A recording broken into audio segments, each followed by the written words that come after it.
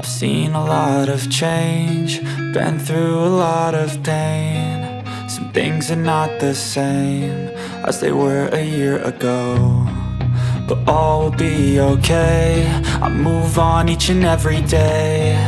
The past is where it stays, way back a year ago.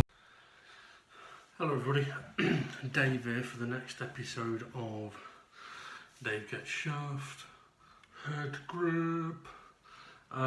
where we are making a start on the 6th iron. Okay, so let's have a quick look over it as for what kind of damage this one's got on it. On the leading edge, got a little bit of scuffing, a little bit of denting, but not a lot really on the leading edge. Tiny little bit of denting on there. There's a couple of chunks missing out the top. And interestingly, on the 7 iron, when I cleared the paint off the top, it did reveal a lot of nicks in there. So, and looking at it, I think this will be the same. The actual face of the club, it doesn't look too bad, but I think it's going to be deceptive. I think once we remove some of this paint, I think we're going to see a lot of damage because it should be a very well used club.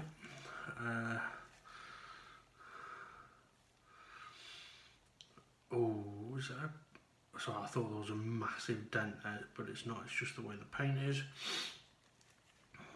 Okay, and yeah, well, we'll have to wait until we'll take the paint off there to see how that is. So at first look, it doesn't look like much, but been burnt with that thought before. So, so the only thing we can do really is crack on. I'm going to start off with the power sander just to see if we can speed up this process, as I mentioned before. Now I am out of 180 grit sandpaper, but I'm hoping with the power sander we can avoid needing that. If I get to the point where I realise, or I think, you know, I do need it, I can either go for 150 grit or a lower, more coarse grit, sorry, 150 grit hand sandpaper or a coarser grit power sanding sheet, but I didn't really want to do that, or I'll just wait until I've got some 180, but we'll find out as we go along.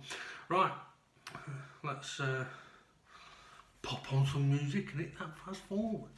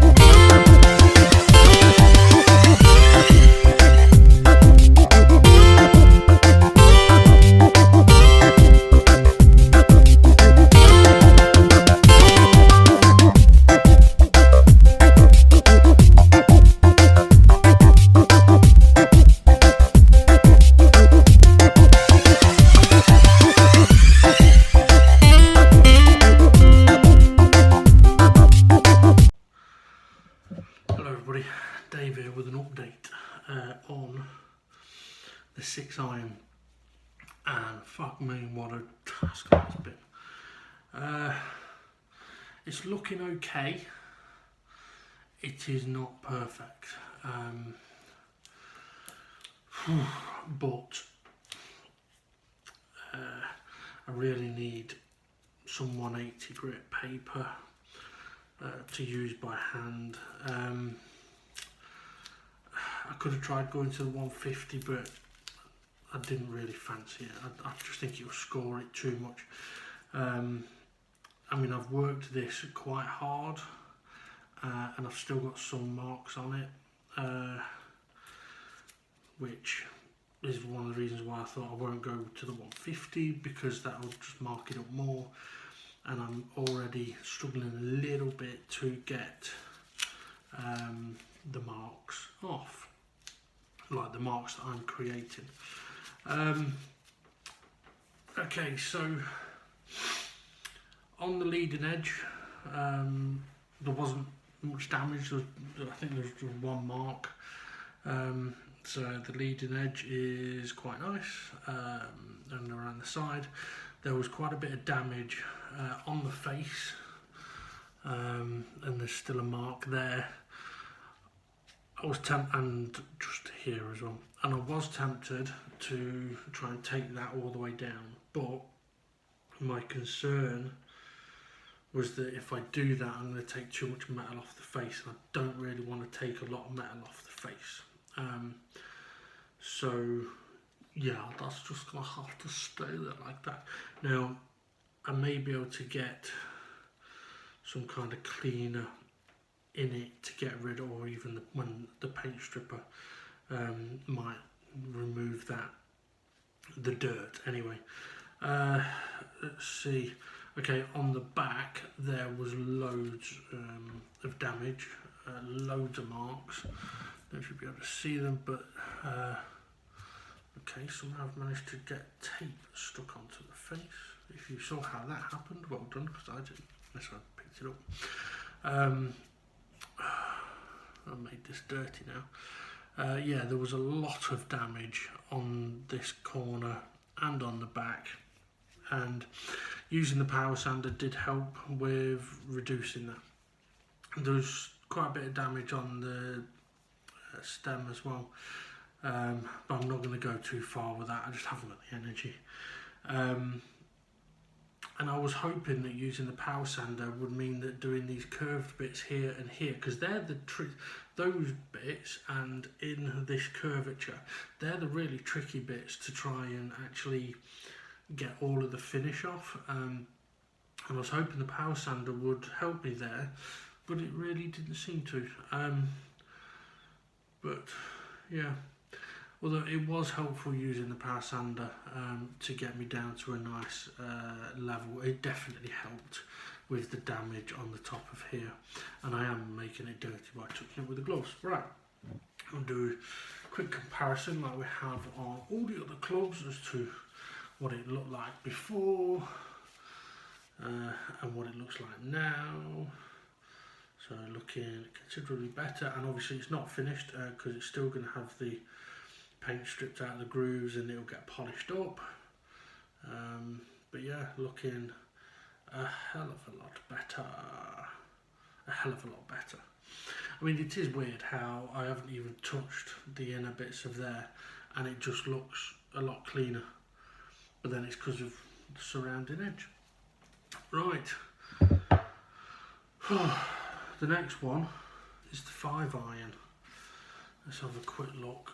I just want to prepare myself. Okay, so it's got a bit of a chunk out of it, but that's not too bad really. Oh wow, there's a lot of damage on this side again. Yeah, and there's quite a few marks up here. Okay, so yeah, that one might be a bit tricky. I see a couple of chunks missing out the back as well. But I'm not going to do that one today. I don't think. No, I think I should take a break. But yeah, so next one will be the 5 iron, which means we've got the 5, 4, 3 to go. And I must admit, I'm looking forward to getting it to that point where I've stripped them all. I will have to do a bit more research on the best way to clean these up. So yeah, right, have a good one everybody, thanks for watching, and we'll see you on the next episode of Dave Gets Shaftheadgrip. See you in a bit.